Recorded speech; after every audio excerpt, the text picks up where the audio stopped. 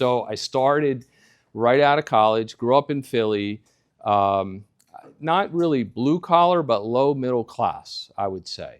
My dad worked at a large company as like a plant manager, middle manager type role, not in the financial services business. We didn't know any wealthy people.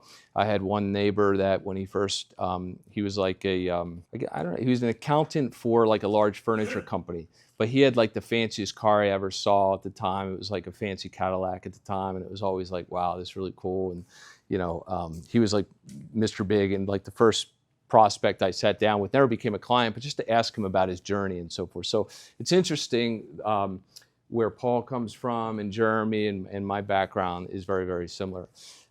So I went to University of Delaware, not far from Philly, and graduated in May, started in June of 1989 with MassMutual in Philadelphia as an agent, right? Licensed for insurance, no investments, and so forth.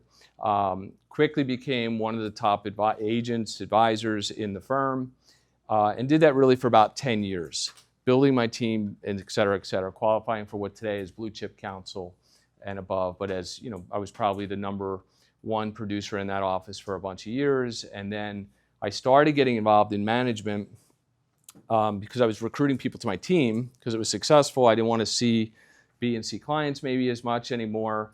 I wasn't as sophisticated then to know that's really why I was doing it, but I just had too much work, too many people to see and so forth. So I was recruiting some people around me, and I was getting tons of enjoyment with helping them grow and kind of building this business, moving from, right, an advisor, from a producer to an advisor to a business owner to a CEO.